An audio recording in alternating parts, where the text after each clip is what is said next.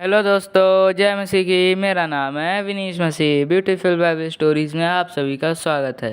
प्रियो, आज के वीडियो में हम लोग एक फरीसी और दूसरी तरफ एक चुंगी लेने वाले की प्रार्थना को देखेंगे। यह देखेंगे कि इन दोनों ने अपनी प्रार्थना में क्या कहा है।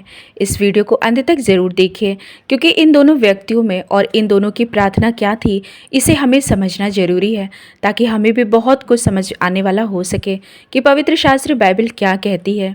यदि अभी तक आपने हमारे इस चैनल को सब्सक्राइब नहीं किया है तो सब्सक्राइब कर दीजिए और बेल आइकन को भी दबा दीजिए, जिससे आने वाली वीडियो की नोटिफिकेशन आपको जल्द मिलने पाए। तो आइए वीडियो स्टार्ट करते हैं।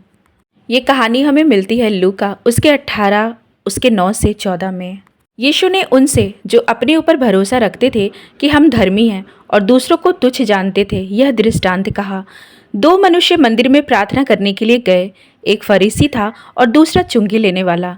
फरीसी खड़ा होकर अपने मन में यूं प्रार्थना करने लगा, हे परमेश्वर, मैं तेरे धन्यवाद करता हूँ कि मैं दूसरे मनुष्यों के समान अंधेर करने वाला, अन्यायी और व्यभिचारी नहीं, और न इस चुंगी लेने वाले के समान हूँ।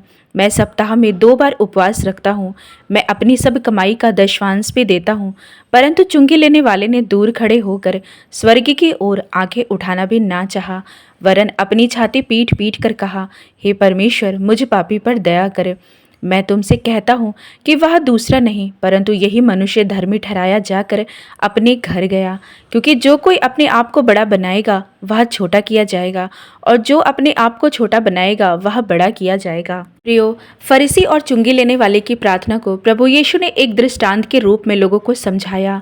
लूका उसके 17 अध्याय में जब हम पढ़ते हैं, तब वहाँ पर फरीसियों ने यीशु से पूछा कि परमेश्वर का राज्य कब आएगा, जिस पर यीशु ने उन्हें बताया कि परमेश्वर का राज्य दृश्य रूप में नहीं आता, और लोग यह ना कहे देखो यहाँ है या वहाँ है, क्योंकि देखो परमेश्वर का राज्य तुम्हारे बीच में है। ये कहकर यीशु ने उन्हें बहुत सी बातों को बताते हैं कि उस समय क्या क्या घटनाएं घटेंगी। जैसे लोग तुमसे कहेंगे देखो वहाँ है या देखो यहाँ है, परंतु तुम चले ना जाना और ना उनके पीछे हो लेना। क्योंकि जैसे बिजली आकाश के एक छोर से कौंध कर आकाश के दूसरे छोर तक चमकती है, वैसे ही मनुष्य का पुत्र भी अपने दिन में प्रकट होगा। परंतु पहले अवश्य है कि वह बहुत दुख उठाए और इस युग के लोग उसे तुच्छ ठहराए। जैसा नूह के दिनों में हुआ था, वैसा ही मनुष्य के पुत्र के दिनों में भी होगा। जिस दिन तक नूह जहाज पर ना चढ़ा, उस दिन तक लोग खाते पीते थे और उनमें विवाह होते थे। तब जल प्रलय ने आकर उन सबको नष्ट किया। और जैसा लूत के दिनों में हुआ कि लोग खाते पीते, लेन देन करते, पेड़ लगाते और घर बनाते थे। परंतु जिस दिन लूत सदोम से निकला, उस दिन आग और गंधक आकाश से बरसी और सबको नष्ट कर दिया। मनुष्य के पुत्र के प्रकट होने के दिन भी ऐसा ही होगा। और भी बहुत सी बातों के द्वारा यीशु लोगों को यीशु के आगमन के लिए तैयार कर रहे थे, और उन्हें एक अधर्मी न्यायाधीश और विधवा के दृष्टांत को भी बताते हैं कि एक विधवा ने एक जज के पास अपनी गुहार लगाती रही, जब तक कि जज ने उसकी बात को नहीं माना। यीशु इस दृष्टांत के द्वारा लोगों को प्रार्थना करने के लिए उत्साहित कर रहे थे। और उसके बाद एक और दृष्टांत फरीसी और चुंगी लेने वाले की बताते हैं। आइए जानते हैं फरीसी कौन होते थे।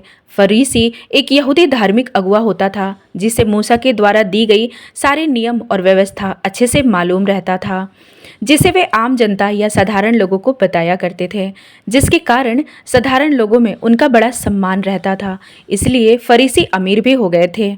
तथा दूसरी तरफ एक चुंगी लेने वाला उस समय के सम्राट का एक कर वसूलने वाला या साधारण लोगों से टैक्स वसूलता था। लोगों से कर वसूलने में भी वो ठीक नहीं होते थे। सम्राट का जितना कर होता होगा, उससे कहीं ज्यादा वे लोगों से ले लिया करते होंगे।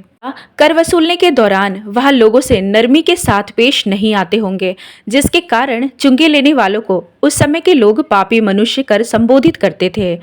अब इन्हीं दोनों के बारे में प्रभु यीशु ने लोगों से अपने दोबारा आने से पहले एक दृष्टांत को बताते हैं कि एक दिन फरीसी, जिसे व्यवस्था का पूरा ज्ञान था, वह अपनी जगह पर खड़ा होकर अपने मन में प्रार्थना करता है, हे परमेश्वर, मैं तेरा धन्यवाद करता हूँ कि मैं दूसरे मनुष्यों के समान अंधेर करने वाला, अन्यायी और व्यभिचारी नहीं, और ना इस चुंगी लेने वाले के समान हूँ। वह यह भी कहता है कि मैं सप्ताह में 2 बार उपवास रखता हूँ। मैं अपनी सब कमाई का दशवांश भी देता हूँ। और वहीं पर चुंगी लेने वाला अपनी आंखों को स्वर्ग की ओर उठाना भी नहीं चाहता था, वरन अपनी छाती पीट पीट कर कहा, हे परमेश्वर, मुझ पापी पर दया कर। तो ये दृष्टांत प्रभु यीशु मसीह के दोबारा आने से पहले हमारे लिए एक शिक्षादायक बात है। दो तरह के लोगों को हम यहाँ पर देखते हैं। फरीसी जैसा आज भी ऐसे लोग जिन्हें पवित्र शास्त्र की जानकारी अच्छे से है। पवित्र शास्त्र की जानकारी रखना कोई बुरी बात नहीं है, बल्कि ये तो बहुत ही अच्छी बात है, क्योंकि बाइबल का ज्ञान ना होने की वजह से लोग पापों में फंस जाते हैं, जो कि अच्छा नहीं है।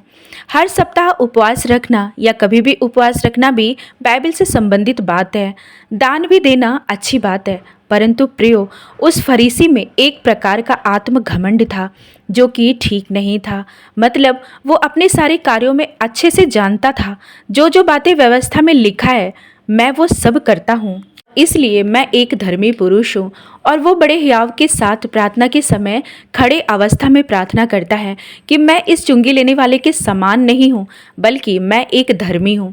ये बात तो उसने सच कहा कि वह व्यवस्था के अनुसार धर्मी था, परंतु प्रियो, प्रभु यीशु दया और नम्रता चाहते हैं, जो कि फरीसी में नहीं था। वो नम्र नहीं था, दूसरों पर दोष लगाने वाला और अपने ही द्वारा किए गए कार्यों के द्वारा घमंडी होकर परमेश्वर के पास आया था। कहने का मतलब बाइबल कहती है, मनुष्य यदि सब कुछ पाले परंतु अपने प्राण की हानि उठाए तो उसे क्या लाभ। यदि हमें बाइबल के बारे में सब कुछ पता है और उसके अनुसार हमारा जीवन भी चल रहा है, परंतु उसी बाइबल में नम्रता के बारे में भी बताया गया है कि परमेश्वर नम्र लोगों पर दया करते हैं। इसलिए हम परमेश्वर की उपस्थिति में किस प्रकार आते हैं, ये हमारे लिए महत्वपूर्ण बात है। बहुत से लोग भी ऊंची ऊंची आवाज़ों में प्रार्थना करते, जूते चप्पलें पहनकर कलीसिया के पिलपुट पर खड़े हो जाते और प्रार्थना ऐसे करते जैसे कि वो विनती नहीं करते, बल्कि यीशु को आज्ञा दे रहे हो। यदि हमारे अंदर परमेश्वर के प्रति सम्मान है तो किसी के बताने पर नहीं, परंतु स्वयं हमारी नजरें नीचे की तरफ और घुटने मुड़े हुए होंगे। फिर कुछ और बोलने की जरूरत नहीं पड़ेगी, हम स्वयं भी अपनी जूतियों को उतारकर परमेश्वर की उपस्थिति में आएंगे। कहने का मतलब ये था कि हमें अपने कर्ता के सामने कैसे आना है और वचन के अनुसार ही करना है। दूसरों पर दोष लगाने से पहले स्वयं को देखना है। परंतु हाँ, यदि कोई परमेश्वर की बातों को ना बताकर संसारिक चीजों को महत्व दे रहा हो तो ऐसे लोगों को भी पहचानना जरूरी है। प्रियो, कहने और लिखने के लिए तो बहुत कुछ हो जाएंगे, परंतु एक बात यह है कि परमेश्वर की सच्ची आराधना करने वाले बने, नम्रता और दीनता के साथ परमेश्वर के वचन के अनुसार चले, अपनी तारीफ ना करें बल्कि हर बातों में परमेश्वर की महिमा करें। यदि हमें बाइबल की जानकारी है तो परमेश्वर का धन्यवाद करें, और जिन्हें इसके बारे में नहीं पता है उसे पापी ना समझें, बल्कि उसे प्यार के साथ परमेश्वर के वचन के द्वारा समझाए और सिखाए। प्रार्थना करें कि यीशु के आने से पहले वे भी सब बचाए जाए। उपवास, प्रार्थना, आराधना, वचन में आगे बढ़ते रहें, परंतु नम्रता और दीनता के साथ। चुंगी लेने वाला अपने बारे में सब कुछ जानता था कि उसका जीवन व्यवस्था के अनुसार बिल्कुल भी नहीं था, लोगों के साथ अन्याय करता था। कर लेने के समय भी वो झूठ बोलता होगा, जो कि व्यवस्था और मूसा की आज्ञा के खिलाफ था। ये सब जानने के बावजूद वह परमेश्वर के भवन में आया और वह अपने को इतना पापों में गिरा समझ रहा था कि वह अपनी नज़रों को भी नीचे झुकाए हुए था। वह परमेश्वर से अपने ऊपर दया चाहता था। वो जानता था कि मैं व्यवस्था के अनुसार धर्मी तो बिल्कुल भी नहीं हूँ, इसलिए वह पश्चाताप के साथ परमेश्वर से दया चाहता था। प्रियो, बाइबल बताती है कि यही चुंगी लेने वाला पापी मनुष्य ही धर्मी ठहराया गया। प्रभु यीशु दया करते हैं और दया ही चाहते हैं। उसने किसी दूसरे के ऊपर दोष नहीं लगाया था। धर्मी ठहरने के लिए उसके जीवन में ऐसी कोई बात नहीं थी, लेकिन वह नम्र बनकर अपने को पूरा दीन कर दिया और अपने पापों की क्षमा चाहता था। इसलिए परमेश्वर ने भी उसे क्षमा कर कर धर्मी ठहराया। हो सकता है कि जिसे हम पापी समझ रहे हों कि उसका जीवन वचन के अनुसार नहीं है, तो यह समझे कि वह नरक जाएगा। हो सकता है वह उसी घड़ी अपने सारे पापों से पश्चाताप कर लिया हो और परमेश्वर जो दया और करुणा के दाता हैं, उन्होंने उसे माफ़ भी कर दिया हो।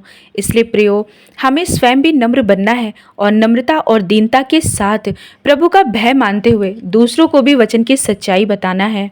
परमेश्वर की आराधना घमंड में नहीं, बल्कि पूरे हृदय के साथ उनके सम्मान के लिए करना है।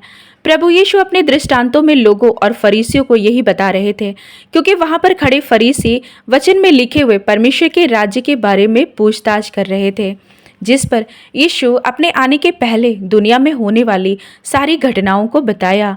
फिर यह भी दृष्टांत बताए कि वे अपने जीवन को बदलकर बाइबल की पूरी जानकारी रखें। आज हमें भी वचन के अनुसार चलना है।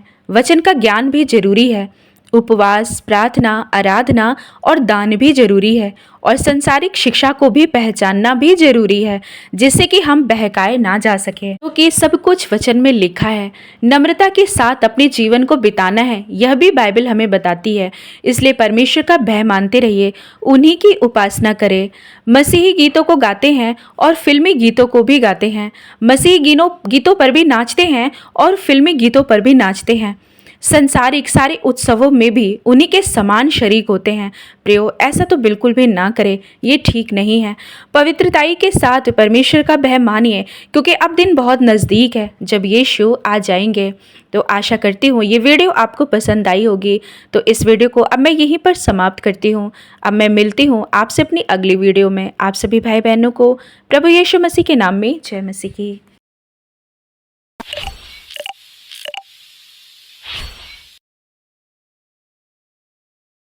तो दोस्तों, कैसी लगी आपको स्टोरी कमेंट में लिख के बताइए। आगे ही ऐसी वीडियो देखने के लिए हमारे चैनल को सब्सक्राइब कर दीजिए। जय मसीह की दोस्तों।